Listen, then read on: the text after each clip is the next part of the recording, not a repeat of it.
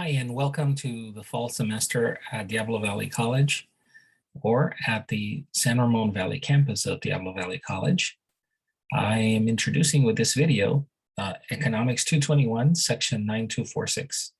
This particular section of Economics 121 was designed for high school students in San Ramon Valley High School District, although it is a full-fledged introduction to microeconomics at the college level, and you are expected to perform like college students.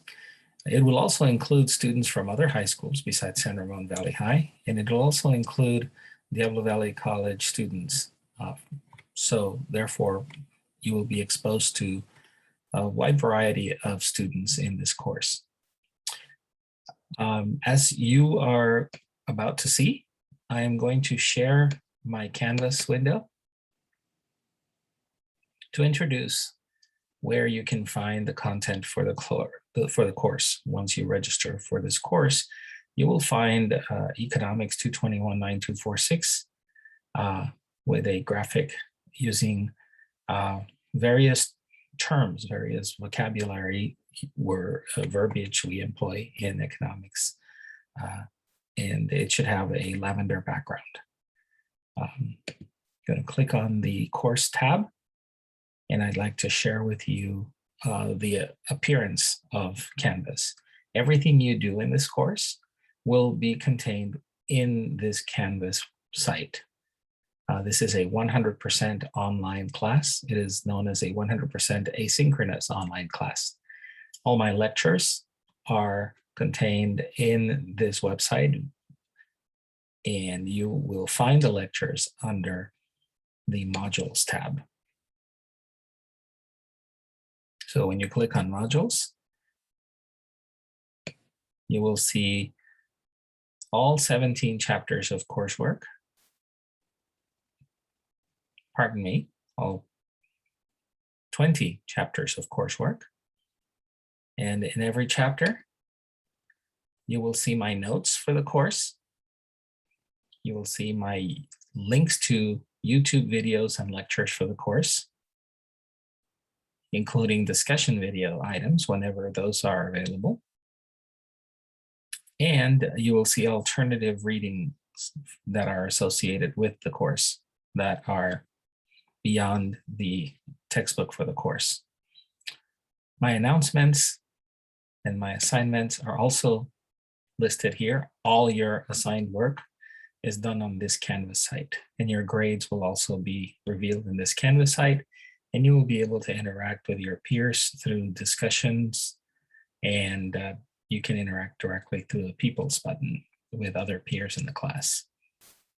So as you can see here, all assignments are labeled, dated, their point value is given for each assignment, and each assignment has a due date that is prescriptive, meaning that you can still continue to work after this due date on the assignment, and you have several attempts to try to gain more and more points on each assignment as you work through them. So all your assignments are online asynchronous, all your video lectures are online asynchronous, and per the syllabus, you will be able to interact with me live during my office hours. I have an official office hour for the course that is listed in the syllabus. However, you're always welcome to contact me any day to make an appointment so that we can interact via a Zoom conference by appointment anytime that is agreeable, anytime that works for you and that works for me. So what are we going to be doing this semester? What we'll be doing this semester is study microeconomics. And so I'll spend a minute describing the course here. And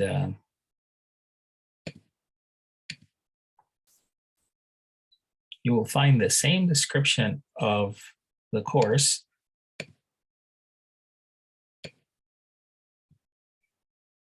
in the syllabus. By the way, this video will be accompanied in the message that I send students via Insight with the syllabus, but I will also create an announcement with this video and this content for those students who will be joining us through adding the course once the semester begins between August the 23rd and September 4th.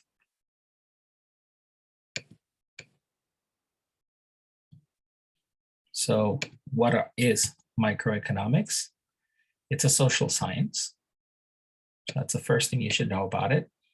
Anytime you have a conversation with anyone about what it is you're doing, you could say, well, I'm taking a class in microeconomics, and so far I know it is a branch of the social sciences, and it is the study of human behavior with respect to choices made about providing, acquiring, or exchanging resources, commodities, private goods, services, and public goods and common resources.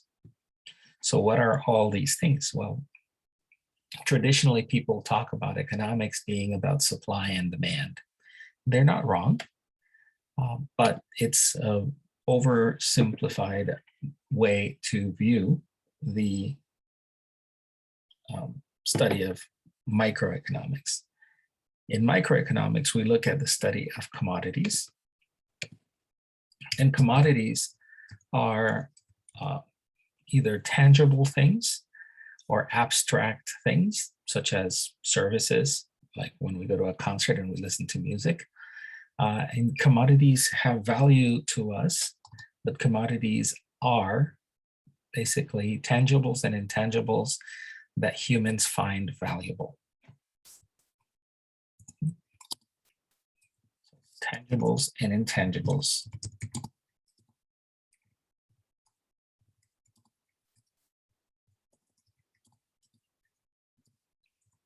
That are valuable to human. And they typically have two main dimensions to them, or characteristics to them. One is measured by something we call excludability. So something can be really super excludable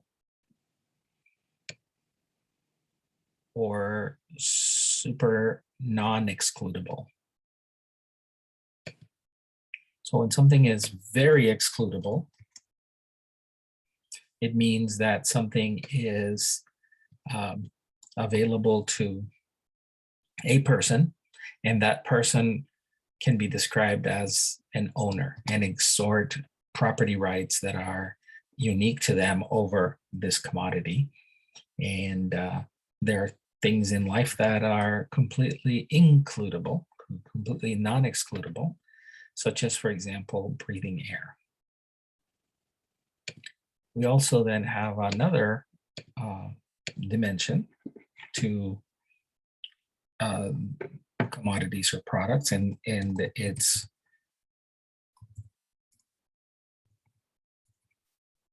goes under the term of rivalryness in its use. So some things are non-rivalrous in their use, like for example, when we go to the ocean, we could swim in the ocean, and that doesn't mean that other species or even other humans can't swim in the ocean along with us. However, say for example, a swimming pool, you might have capacity constraints that are more evident or more obvious than the ocean.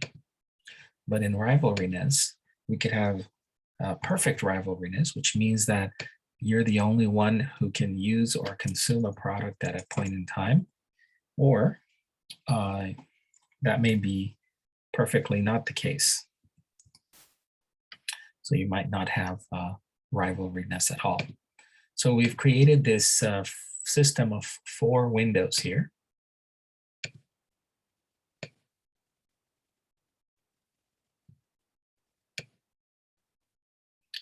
And that brings up essentially a 4-dimensional description of what commodities are. Some commodities are called private goods, for example. When you buy a pair of shoes or a shirt, when you're wearing a shirt, you're wearing it. Nobody else can be wearing it at the same time, and it's yours. And you can exert property rights over said product. So private goods are the focus, and we will be spending most of the course's attention on private goods.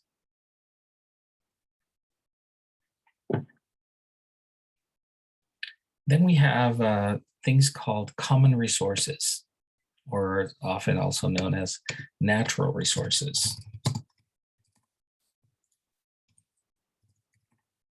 or resources in common.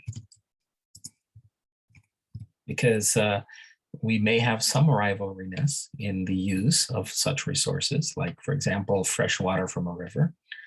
But we can't really exclude people from swimming in the river unless we begin to impose certain restrictions or certain rules and certain regulations. But that's outside the purview of what we call markets. Okay. So when we talk about studying markets, we're going to be talking about the realm of private goods. And when we talk about natural resources or resources in common, we're going to be talking about something that can sometimes goes by the term hierarchies or governance.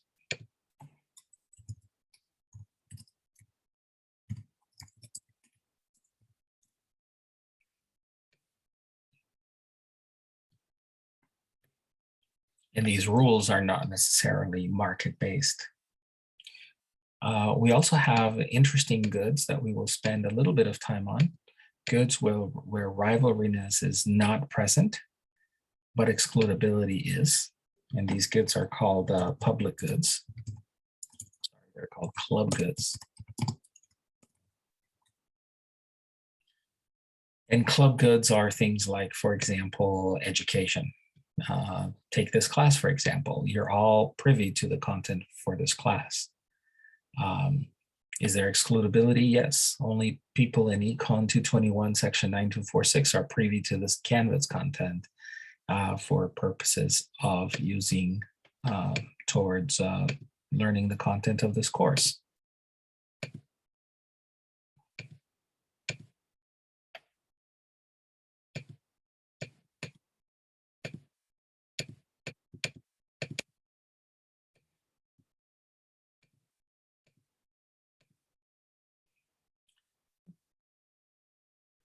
So in club goods, we'll talk about institutional settings as being relevant to the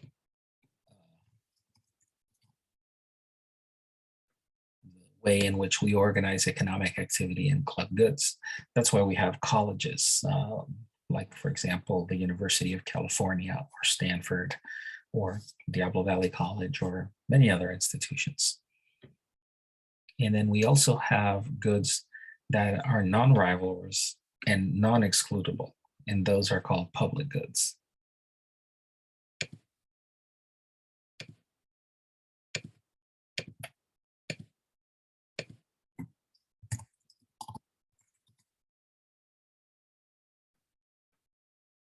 Public goods can take the form of things like the internet, or things like radio, or things like national defense, or the internet, the World Wide Web. So it can take the form of services as well as goods. And these are also under the study of institutions.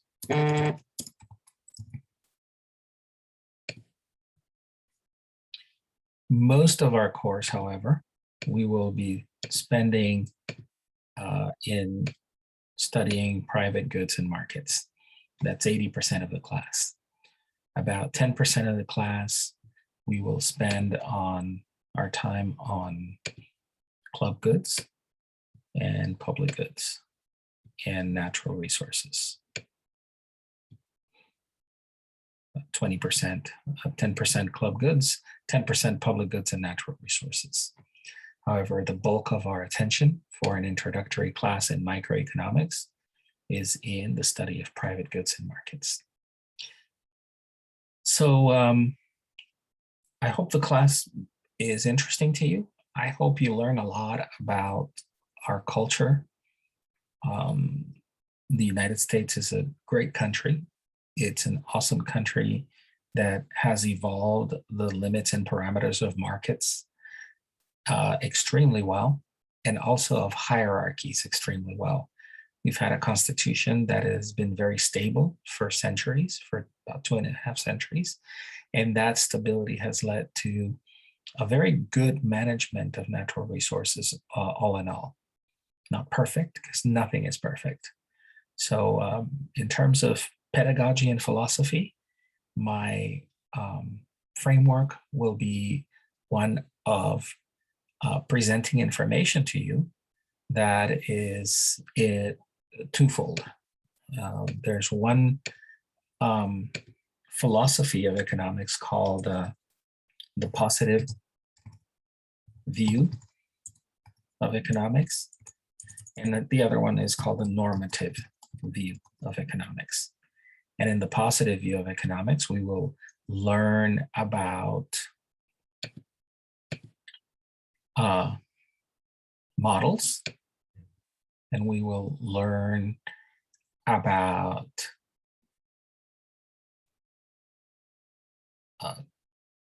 history of how these ideas that are presented in this course can help us better understand the real world and real life. It's the first course in economics. Do not expect to exit the course being an expert in economics. This is a course that should pique your interest in becoming more knowledgeable, more tolerant, more open-minded, have a greater vision of how challenging and complex economic systems are, have a great sense of regard and desire to understand how to employ these tools to think about constructing a better society, a better way in which people interact through goods and services and their provision. And I hope you have a great semester.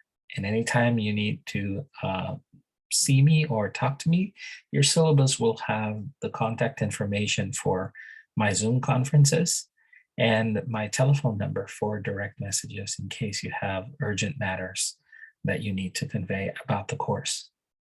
Were you in need, if you are in need of assistance with other matters, we have an incredible breadth and scope of resources for counseling, for all kinds of health and medical services that are available to you as a student, are on our Diablo Valley website.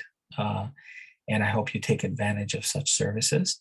We also have logistics support for those of you looking to better understand the Canvas technology.